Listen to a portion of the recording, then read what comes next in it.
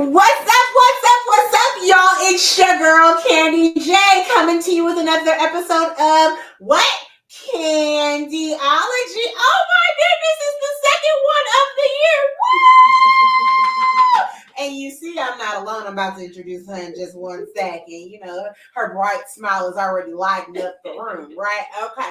All right. So if this is your first time here, my name is Candy J. I am a certified clinical sexologist here at Dr. Rachel Institute and the American College of Sexology. I am a premarital and marital counselor. I am a relationship and intimacy coach. I am a wedding officiant. I am a Gottman leader for the 7 principles for making marriage work. I am, did I say wedding officiant?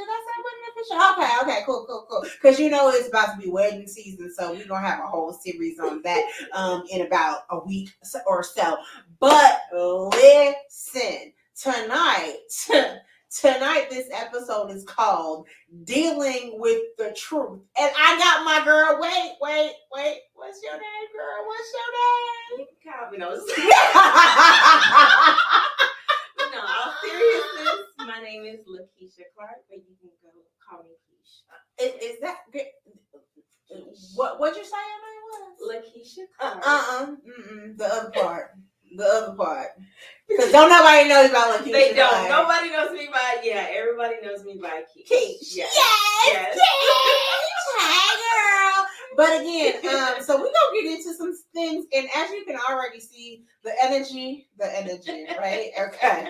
Listen, we have no problems with talking, and we will have to cut each other off, okay? Right. We will have to cut this session short, and she'll have to come back for a part 2. But you know, first of all, we got to do our intro. Be right back.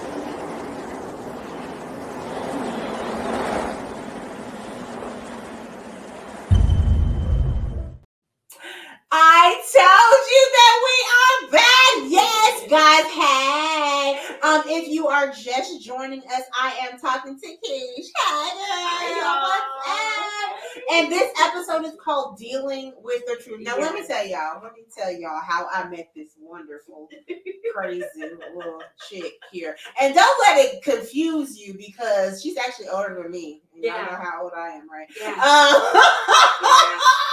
I know she looks young. Because wait, back up, right? That part. It don't. However, let me tell you. Should we say the name of the church? I mean, I guess we can.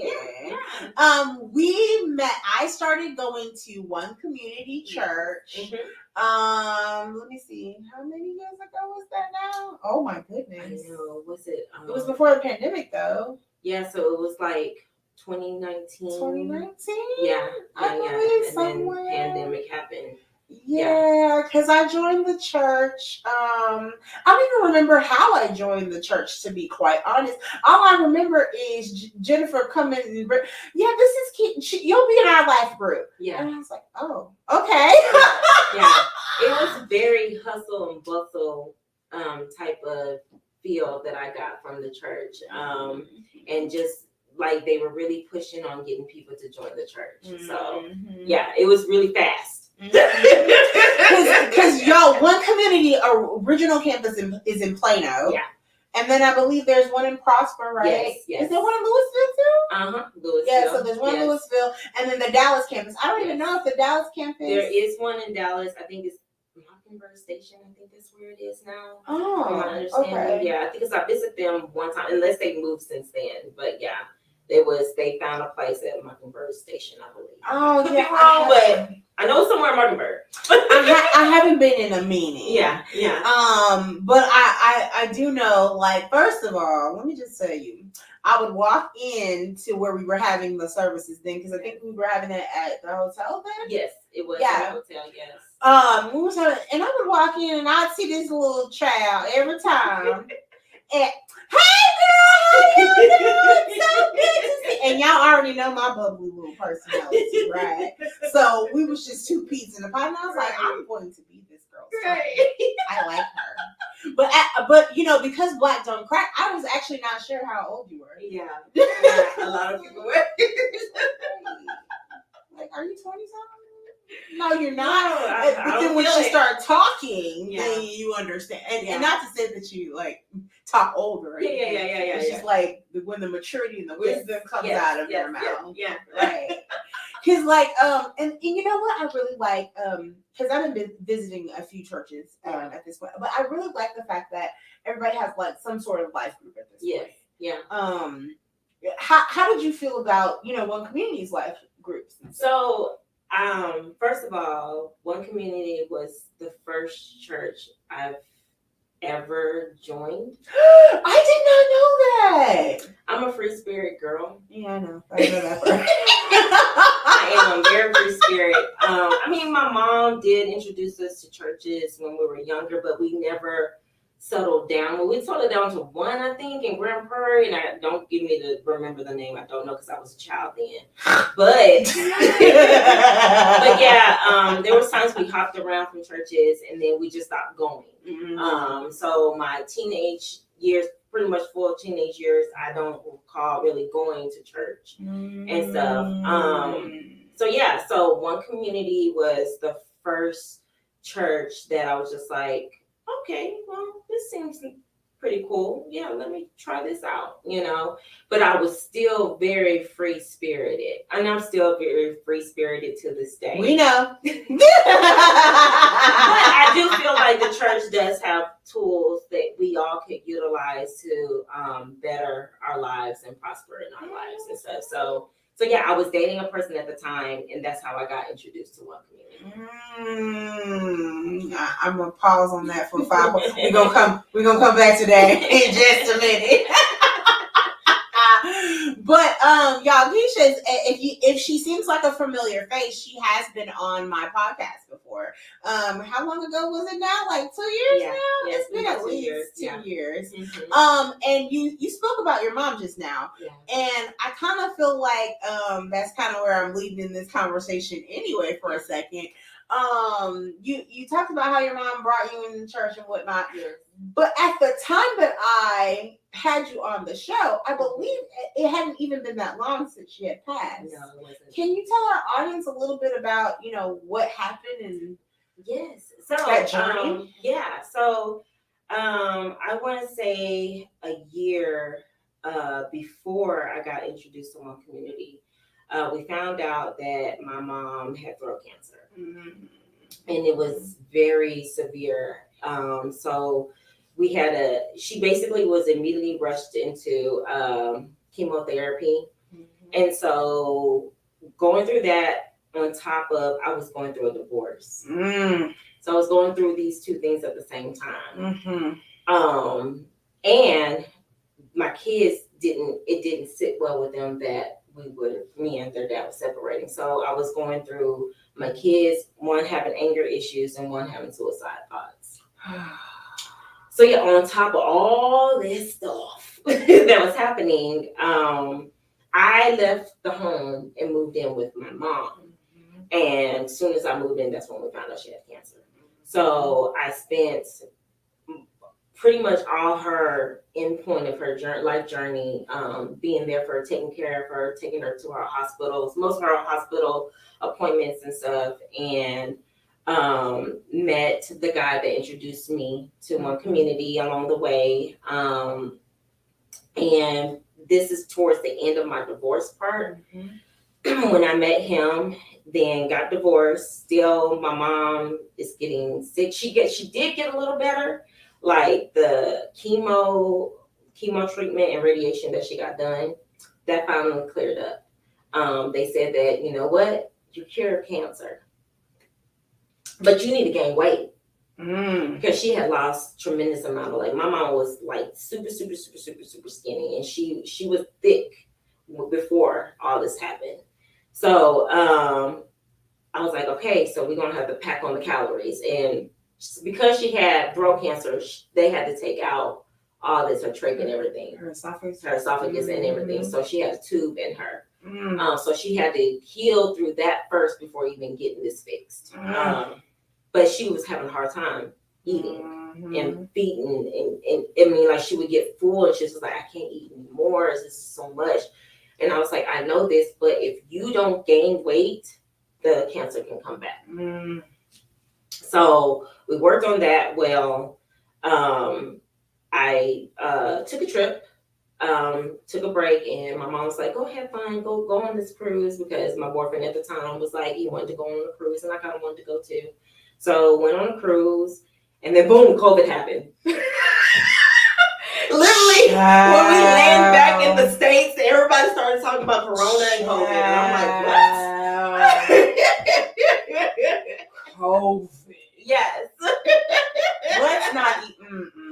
So I can't. But because COVID happened, I think that put fear into my mom, to where she didn't want to leave the house, which makes sense because she's recovering from the chemo and radiation that she had. But I mean, we can still go outside, take a walk, because ain't nobody outside. Wait, ain't nobody outside. That was my train of thought. But, you know, my mom stayed watching the news and was just in fear-based mode. Where for me, I'm going to be honest with you, I loved when COVID first happened. Because why? I was okay with chilling at the house by my, like, so although I have extrovert character traits, I am a straight introvert. I am introvert. Yeah. Hello, extrovert here. And I was going, I was like, this is awesome. I need people. I need to be outside. And I'm the type, I need to charge. I need to recharge. Yeah. After I can recharge for 20 minutes. Oh, no. Sometimes I'm like, give me 2 days. Sometimes give me a week. I'm that girl. And nobody really knows that. Nobody knows that. Everybody's like, really? And I'm like, you're lying to me. Yeah, you're lying. So I didn't know that. I loved COVID, but of course, you know, everybody's not knowing what's happening. You know, the world is shut down. I'm still having to go to work because I'm in banking. Yeah. So I'm still having to. Everybody still wants their money at the end of the day. So I'm still having to go to work. That direct deposit didn't hit. Right. And so I think because of that, that caused my mom to get sick again. And so we had to go through that journey of, like, I noticed that she was getting weaker. She wasn't, because she was getting stronger at one point. That's why I felt okay to even go on a cruise, because she was getting stronger. And then all of a sudden, it seems like she's backpedaling and getting weaker. And so I'm freaking out on the inside. I don't like to show her, especially her, because of the state she's in. I don't want her to worry. But it got to a point where she just did not want to leave the house. And I'm like, we need to see a doctor, because she kept expressing how much pain she had in her shoulder and her back and her neck. And it was like really, really painful. And I'm like, we need to see a doctor, but she didn't want to go because she was scared. So they would just give her prescriptions, but that wasn't working. So eventually my mom got so sick and was not eating, to the point her skin was so dry that it was flaking. Oh my God. And I said, Mama, you're going to be mad at me, but I'm taking you to the hospital. I don't care. So my mom was very strong-willed. It's her way and nothing else. But I was like, no, I have to put my foot down. I'm scared. Right. I told her, I said, I am scared. I'm taking you to the hospital.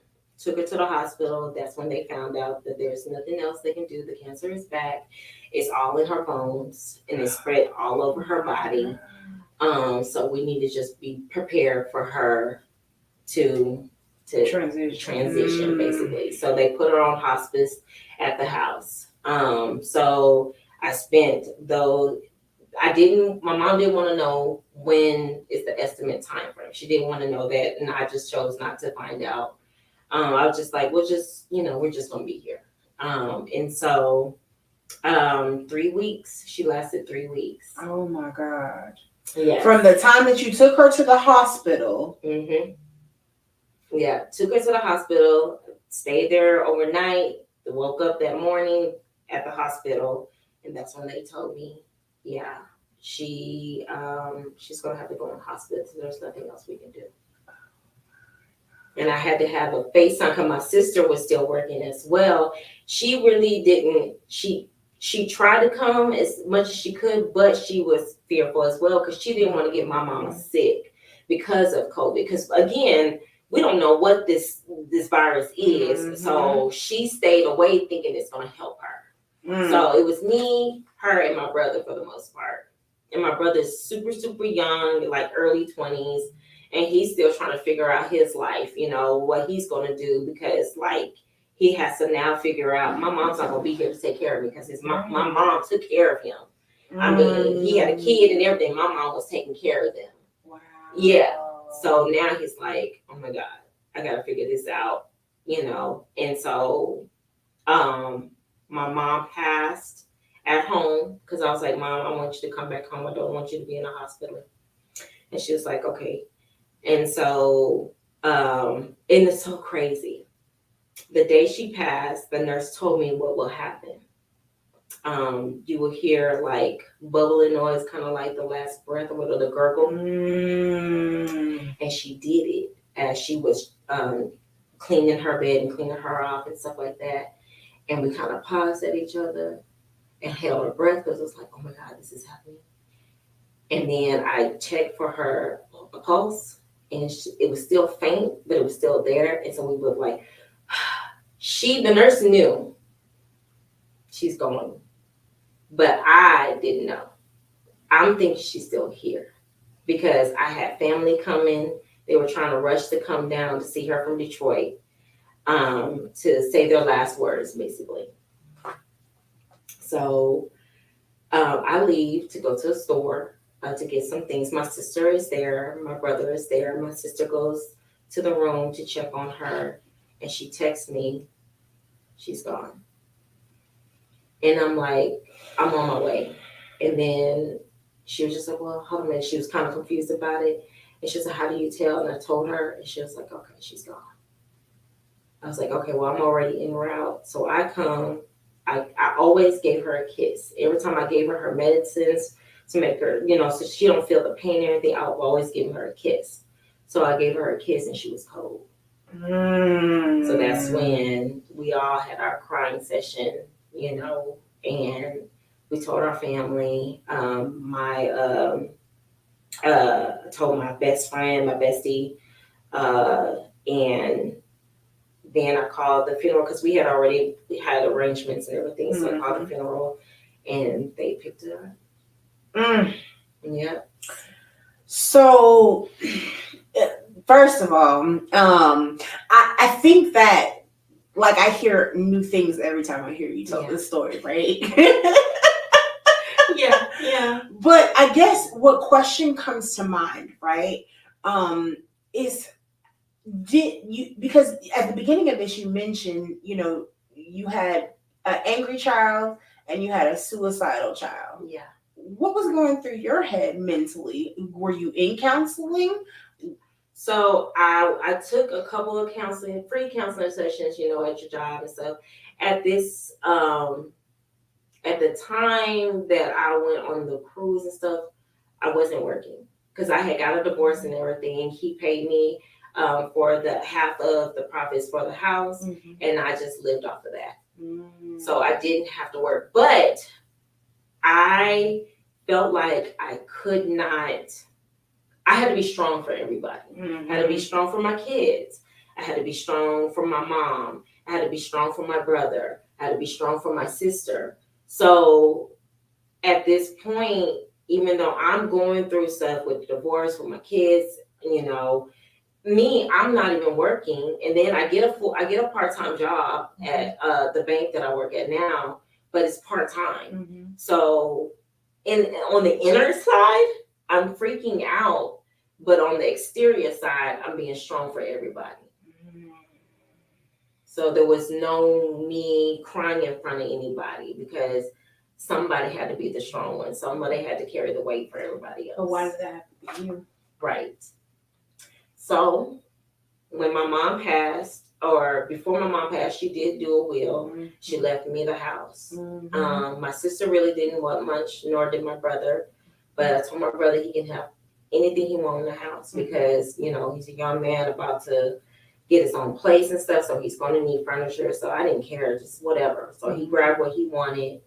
My sister just really wanted all the pictures. Mm-hmm.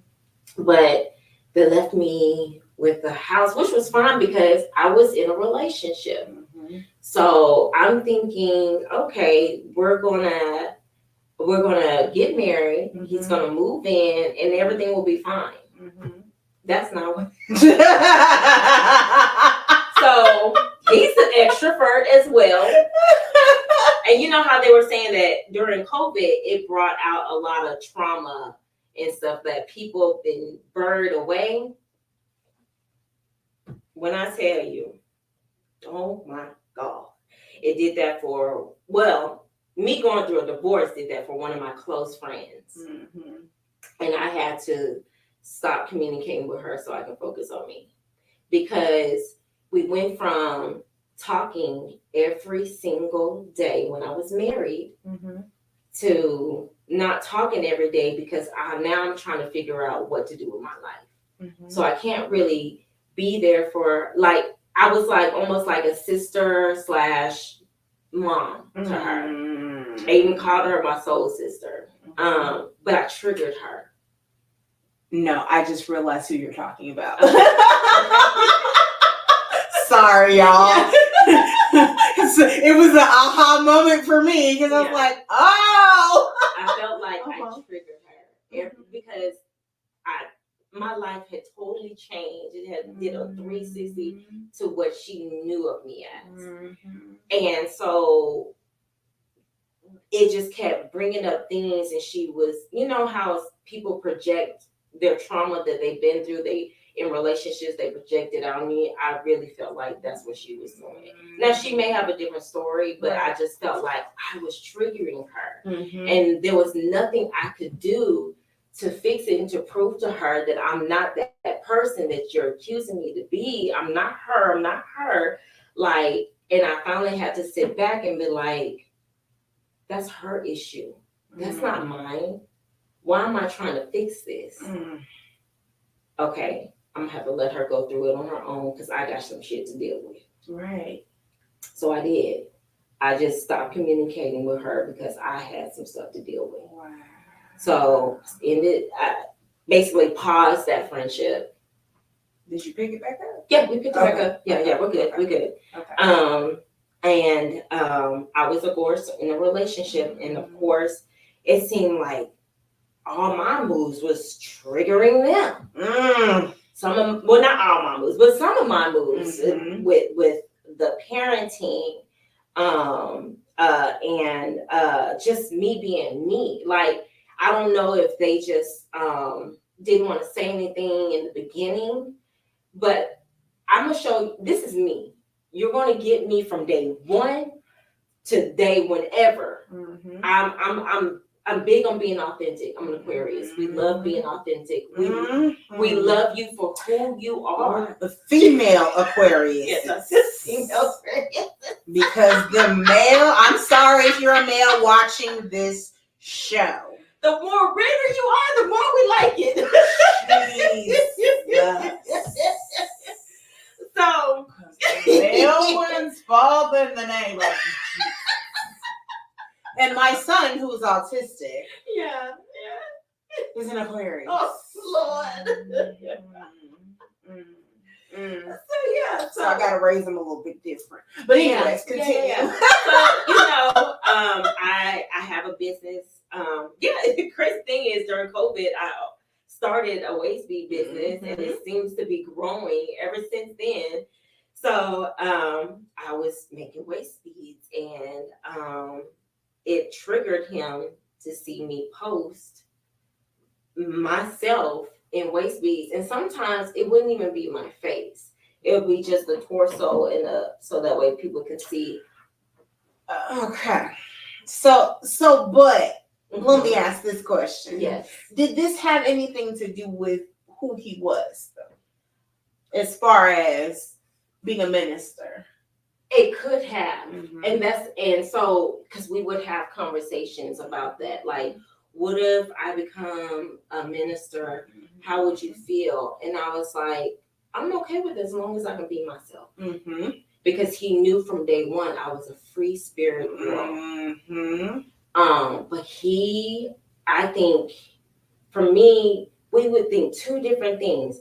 He would say ministry, and I would like, it's not just in the church. Ministry, you can do it outside the church. Right. Like we are the church. So ministry is done outside the church as well. And he would think that ministry will have to be in the church. Like, I want somebody who's in ministry. And I'm like, in my head, I'm like, I'm not really in it. Right. Because when I'm posting to empower women. That's ministry. That's ministry. But he didn't see it that way. We had two different views on speaking about God and what God looks like, and I spoke a lot about the universe and stuff. Like, I'm an Aquarius. Yes. We're very free spirited. So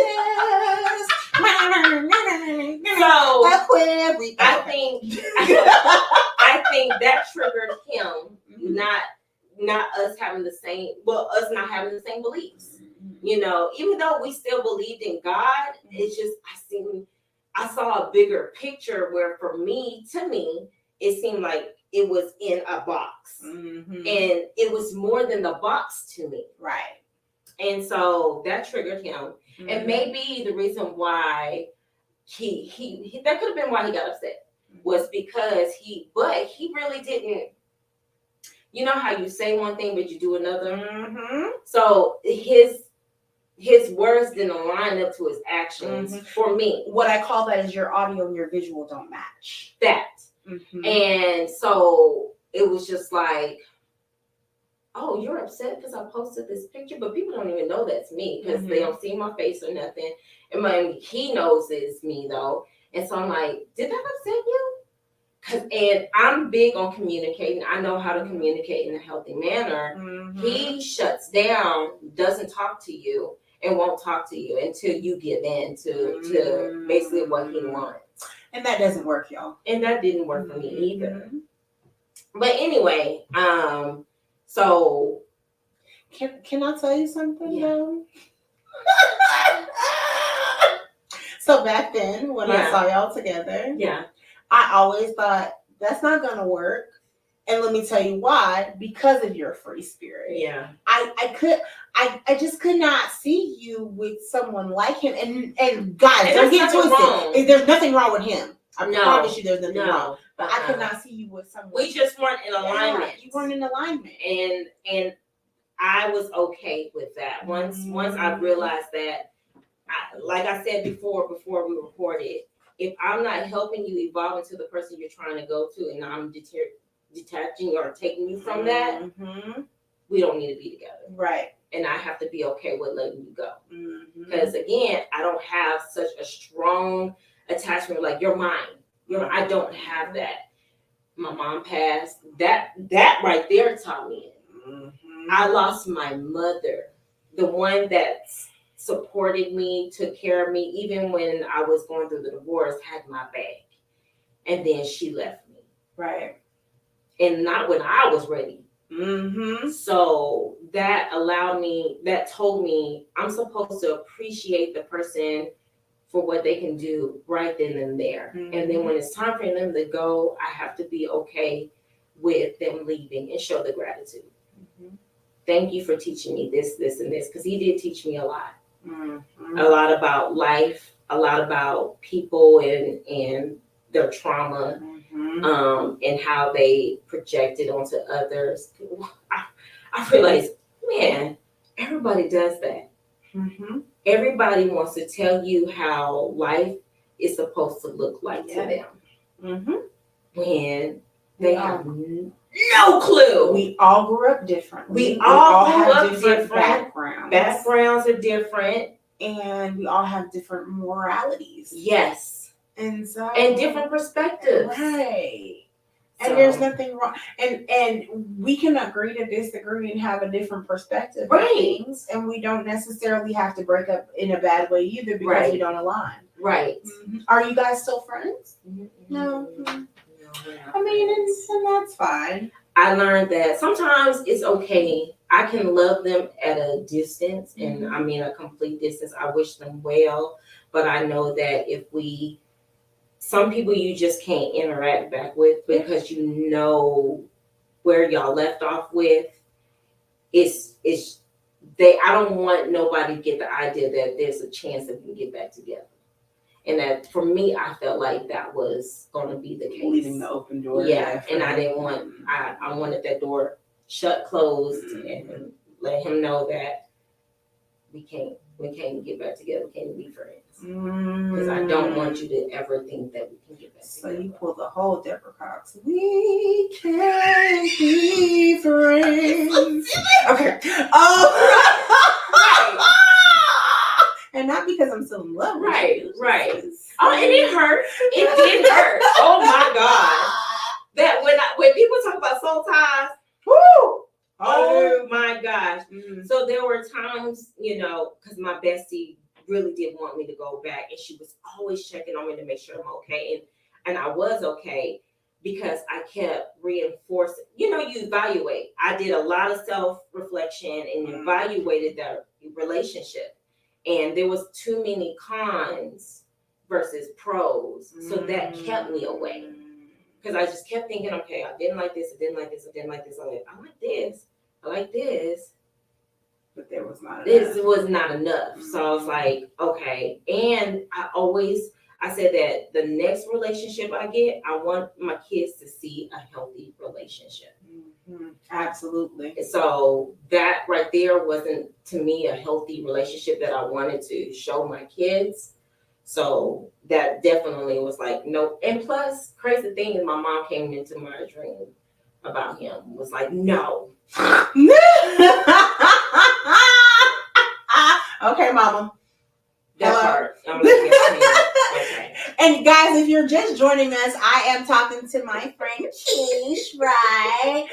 You are watching Candyology Radio, which airs every Sunday night at 7 p.m. Central Standard Time. Drop us a hashtag I'm watching from Dallas, a hashtag I'm watching from Miami, California, wherever the heck you're watching from. Just drop it, because this episode is called Dealing with the Truth, and we just getting down to the truth and the nitty gritty and having a good old time talking about it, right? So but I'm gonna bring you back around to something because it piggybacks off what you just said. Yeah. You said the kids, you wanted to show a healthy relationship for the kids. Yeah. Well, what made it to the point where you guys got a divorce? I mean, you don't gotta tell us all the I'm gonna tell you me. Mm-hmm. So after I ended the relationship with the guy that how I met you and stuff, I did a whole. I was already on the journey of soul searching and reflecting, self-reflecting a lot, and even when I ended put a pause on my friendship with my soul sister, I was super self-reflecting, and I realized I'm not going into these relationships with the right intentions. You gotta like the person first, right? Yes. Something I had to learn. Wait a minute. Yeah, I had to learn that you have to like a person first. I had to learn that.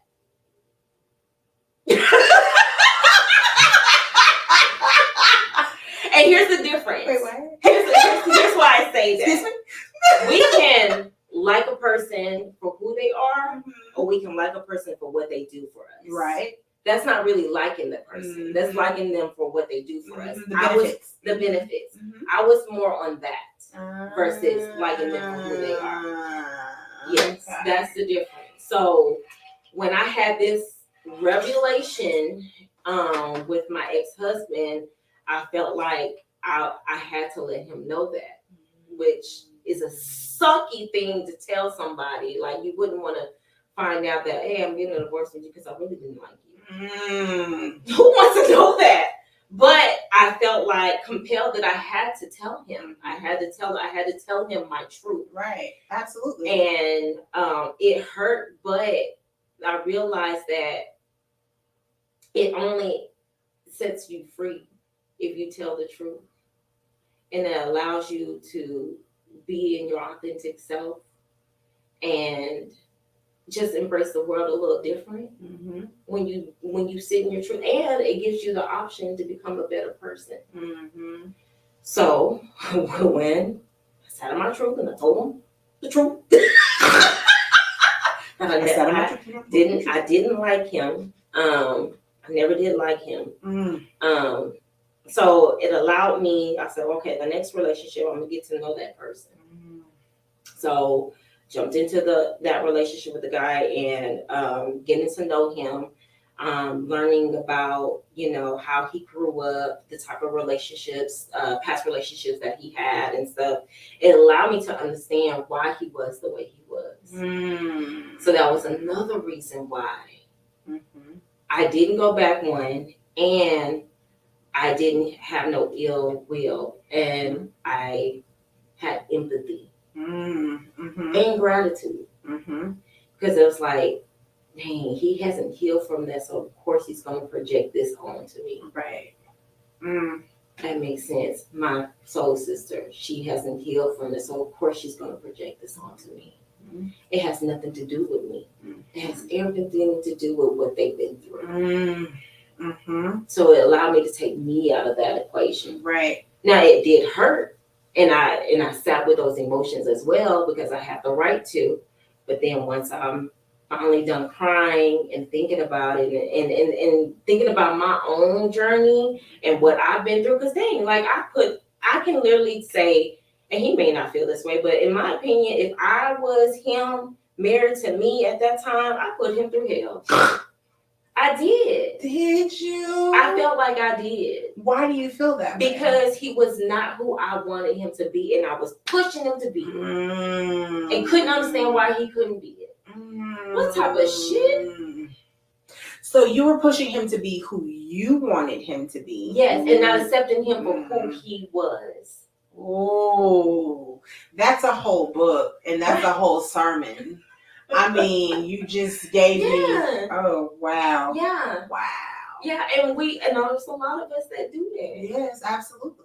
I mean, my mom did it, passed it down to me. I passed it down to my kids. My oldest, she's getting better with it because she's been going to therapy and she's able to communicate with me. And I'm like, okay, why are you doing this? Why are you, what? And so she's like, oh, yeah, you're right. So she's become a better version of me, like Kish 2.0. Yes! Come on with the 2.0s. Come now. Hey. Because that's the goal. I want you to be better than me. Right.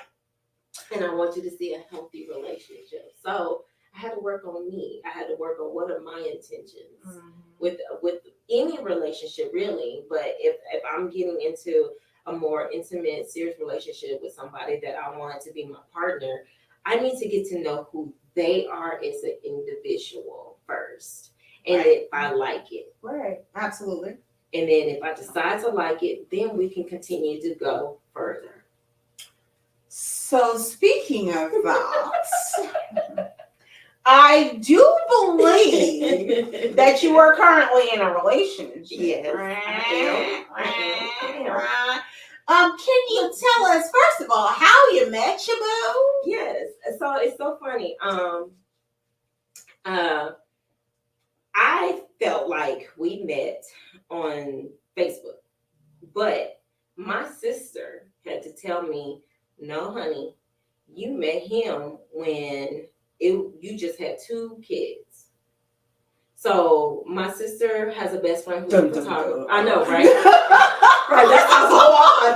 Oh my God, what? No. Wait, what? My sister has a best friend who's a photographer. And at that time, years ago, oh my gosh, oh, my kids were so young then. My girls were so young then. And this was before the boys. So this is before 11 years. And my son is 11 now. But I was really heavily trying to be a clothing designer because I used to love making clothes. And so I would schedule photography shoots with my sister's best friend. And he used to work in the studio with the guy that I'm currently dating now. So we literally met within passing.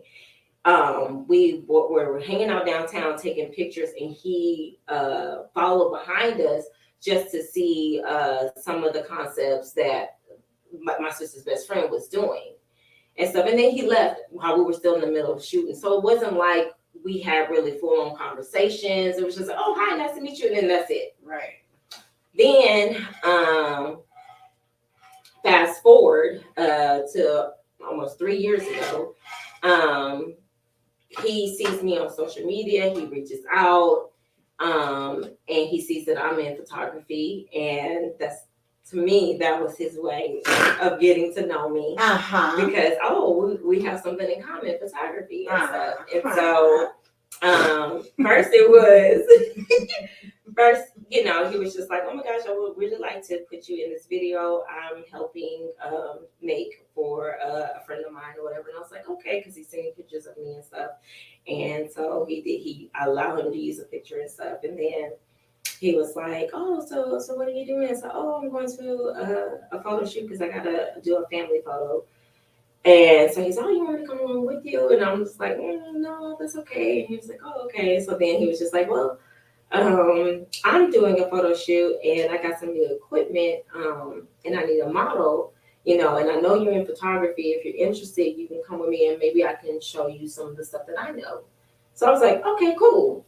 Literally not thinking of it, because by the time he's met me, I'm in this mindset of I don't want to be in a relationship with anybody.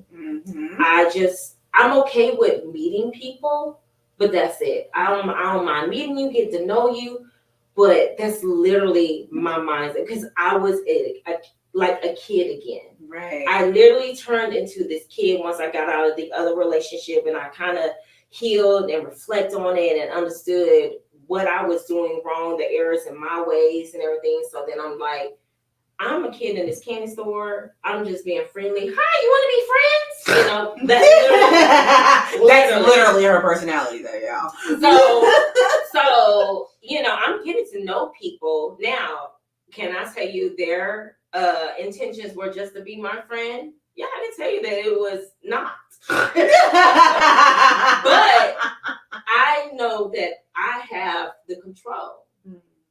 At the end of the day, I have control of who I want in my life and who I don't want in my life. So if I just wanted you as a friend, that's all you want to be. And there was no way you can manipulate me. And if you do try that, then that speaks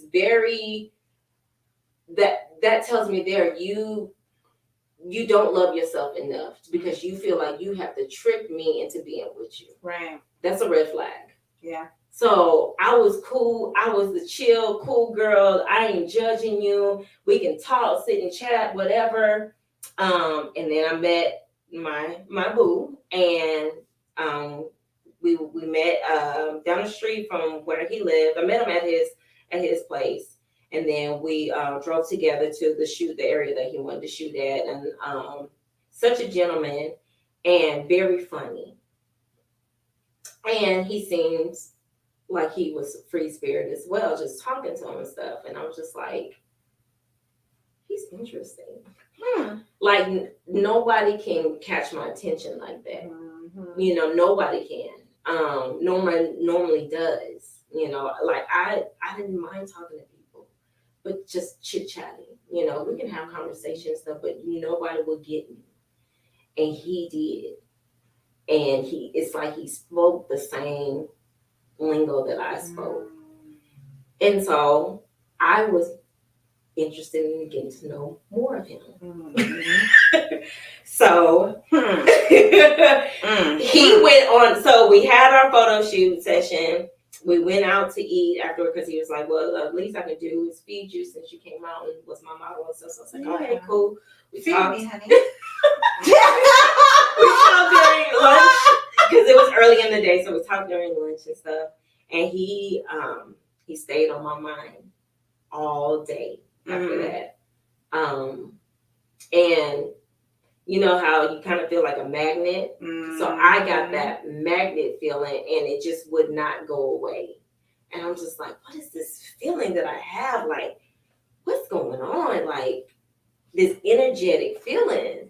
But I don't say nothing. But I do talk to him still. Because I'm like, very intrigued. And you're an Aquarius and he's a what? A Virgo. I wish he was a Virgo. Same sign as me. Know how to show me love. Because I've been hurt by Pisces. I want sexy like a Scorpio. Oh, okay, I'm sorry. Okay. Well, let me Beyonce came straight to my head. Okay. Oh my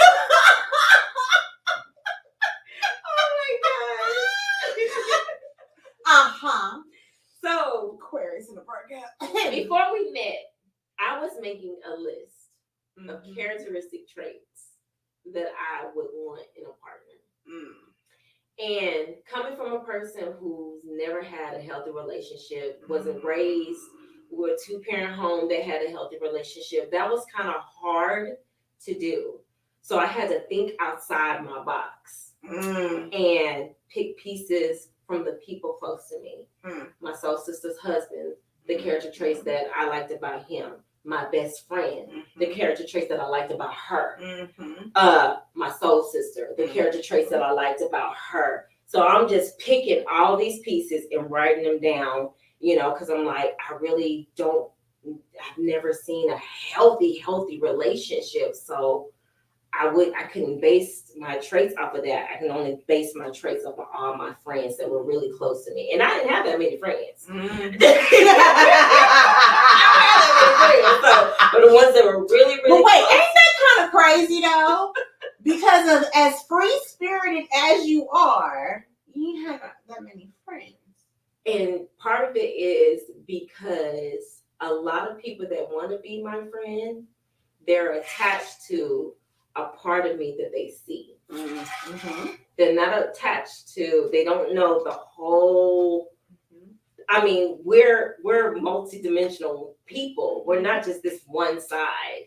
You know, we got more layers to us. Right. And so a lot of people don't want to be my friend to want to be my friend, but because, I make them feel good. Because I know my spirit.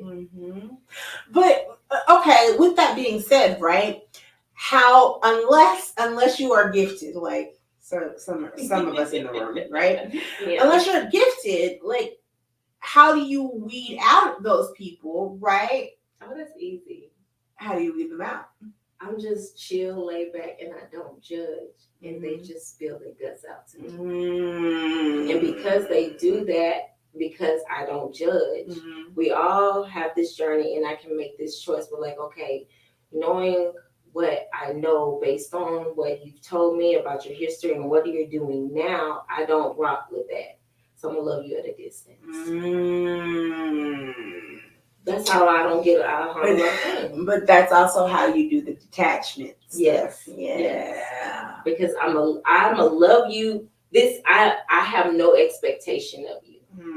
What you show me is what I'm accepting. So, but because we are multidimensional, right? How do you get to the different layers of people that could actually really want to be that friend, though? I have to make the choice if I want to be their friend. Because maybe they're too toxic. And they don't know that they're toxic. They consciously don't know that they put themselves in a lot of the drama that they put themselves in. And I just choose to stay away because I see it. Like, you literally telling me everything and I'm seeing your actions and I'm like, and then sometimes getting to know people, they'll remove themselves because they know that like, I don't think that I'm a good fit for her as a friend. So they'll remove themselves for me. You know, the ghosting and stuff, it don't bother me one bit. I take that as God's gift. So I don't have to do the work. I'm gonna do the work for you, baby. Don't worry about it. Okay, so I'm the opposite though. But that's also because I'm a cultivator, I'm a nurturer, Yes. I'm Yes. going to Yes. dig in Yes. and we're You're gonna Aries. figure it out, Yes. right? Yes. Yes. And then Yes. I'm like, you walk out of my life, but why? Right. I need to know. I need answers. Right. And I think I actually have a friend that's like, why do you need to know the answers? And for me, it is two things. It's twofold. Number one, did I actually do something that caused you to walk out of my life? Mm-hmm. You know, did I offend you in Yes. some certain way that I did not mean to intentionally ever, right? Yes. And if that's the case, then let me get a chance to right my wrong, even if we're not gonna be friends. Right. Give me a chance to at least apologize, because I'm the first one. Yeah. I'm like, I'm sorry. I swear to God, I didn't mean to hurt your feelings. I didn't mean to do Or it. for me, when somebody ghosts me that tells me about their character, why would I want somebody like that in my life? Mm-hmm. Absolutely. Okay. But it also, for me, it also tells me about your maturity too. Mm-hmm. Your maturity level, especially. And let me ask you this: after you turned 40, did you just give no F's about certain? I think so. I really think so. That's gonna be a whole nother show. Like I don't care what people think about me. Like in the past, I used to, but a little bit. Not a lot, but a little, because again, Aquarius, we like to be authentic. But I did used to care about how others would think of me. But I've gotten to this point where it's just like I've done so much inner work. I really love who I've become, and I don't see why I need to change her. You have not proved to me or given me a reason of evolvement to where I need to change this girl. But what I hear you say is you don't want anybody disturbing your peace. That's what I hear. That too. No, not unless it's in a good way. Because in order to grow, you do have to be uncomfortable. But I have to know that it's in a good way. If I feel like your intentions on disrupting my peace is literally for your personal gain, because you cannot. That's so obvious when you see that in somebody. Oh, girl. Then I'm like, okay, no, right. This is what you're gonna get. And if this is not who you want, then we'll go to the door. I'm not gonna beg you to stay because I love you. Absolutely. Yeah. I told y'all I'm talking to kids. Aquarius. Okay, I'm sorry. But so back to Boo though. Yes. So how did you figure out though that okay, I want to talk to this dude? So just our conversation for the first time was very intriguing for me, and I really wanted to continue on the conversation. And just talking to him, it just kept I gotta be stimulated mentally, and he kept stimulating me. Sexual. And so I kept wanting to talk to him because of that. And then just getting to know, I wanted to get to know him more, because I'm like, you're so interesting to me. I've never met anybody like you, and so, and it's so funny because, he may have made the first move, which was the introduction, but I kept calling him. I remember after seeing him, I think maybe a day or two, could have been the next day, can't remember, but I called him. I texted him because I was up early because I'm an early bird, and it was like 5 o'clock in the morning, and I texted him a question because he was on my mind, and I really wanted to continue that conversation with him. So I text him, and he calls me. It's like, why are you calling me this early? And I said, I'm sorry.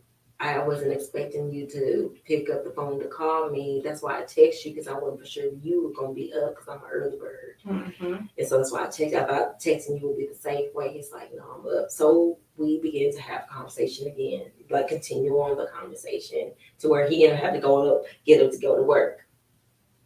And then we just kept talking and kept talking and kept talking. And then we went. Oh, he wanted to hang out and watch this movie that we were both interested in. So I was like, well, I'll come to your place to watch it. And so he's like, okay. So we watched it. I stayed the night over there. He was a complete gentleman. Did not want to disrespect me and make a pass at me or that. He was such a gentleman, which I loved. Turned me on even more. Of course it did. Of course it did. But I was just like, okay, we didn't do anything, even though we wanted to. But it was like, no, we're not going to do anything. And still talking. And then we finally went on our first. We were supposed to go on our first date on the 14th, but there was a cold blizzard. You know, when everybody's pipes were busting and stuff. It was during that time. February. Yes. So. Lord, Jesus. So yeah, so you know, we had to postpone our date. As soon as it thawed out and everything outside, we went on our first date, which was to Sandaga, to see one of my favorite songstress, Mandy. I love her to death. I love Mandy. She's so dope. Yes. Hey, girl. So went and saw her perform and stuff. He's such a gentleman. And it was just something about him, the way he walked. And he probably don't even see it that way. But it just seemed like he was super confident. Just by the way he walked, you can tell, like, I'm super confident with myself. You know, I'm okay with being who I am. Especially by the conversation, you can tell that, well, this is me. This is who you're going to get. And that made me even more intrigued that he was willing to give me his authentic self from the beginning. Because I was like, what you see is what you're going to get. Mm-hmm. And most of the time when you date people, mask on, they're giving you your mask, your interview, like, you know, you have an interview person that you want to present. So they're giving you that. And sometimes it takes time for them, for that mask to fall off a little bit for you to see who they really are. Or and maybe they have goals or inspirations, whatever, of being the person that they're trying to get you with. But if you're not that person initially, be okay with that. And a lot of times they're not okay with that. So they want to give you this facade. And he didn't do that. He was the first guy that ever did not do that to me. And I think that's what made me fall for him. And how many years later is this right now? It'll be 3 years in February.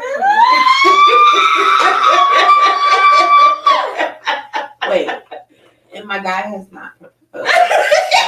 You're so silly. No, I'm joking because I really like anybody knows me. I was in a marriage for 16 and a half years. I ain't trying to push nobody to get married again. None of that. It's on your time and Chad. You know, when I got my own place, that was my first time ever getting my own place in my name.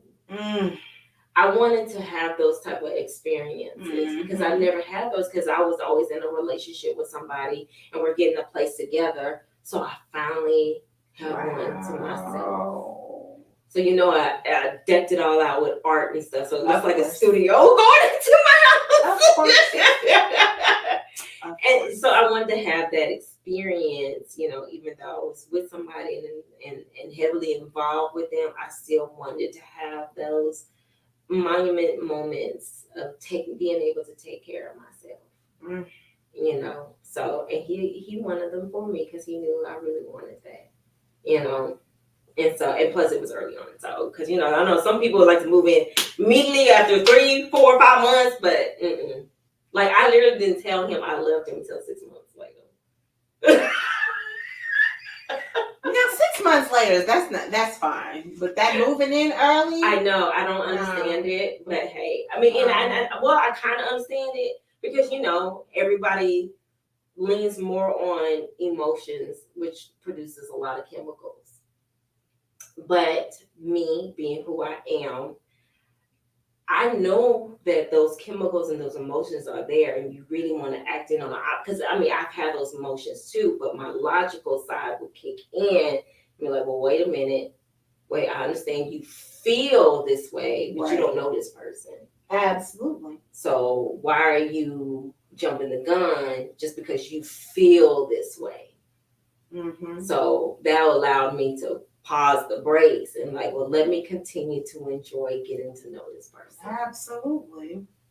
And so the ride, how has the ride been? It's been really good. And then the little, I guess, speed bumps, I guess you want to call it, where, we have a little tit for tat or arguments. They don't even be like really bad, because we're still able to communicate to each other and talk about how we feel calmly. Calmly. And that's one of the things that I put on my characteristic trait, somebody who is emotionally mature and can talk and communicate in a healthy manner. Because I know if I can do it, I deserve somebody else that can do it with me. And I mean, you weren't always that way. Oh God, I wasn't. No,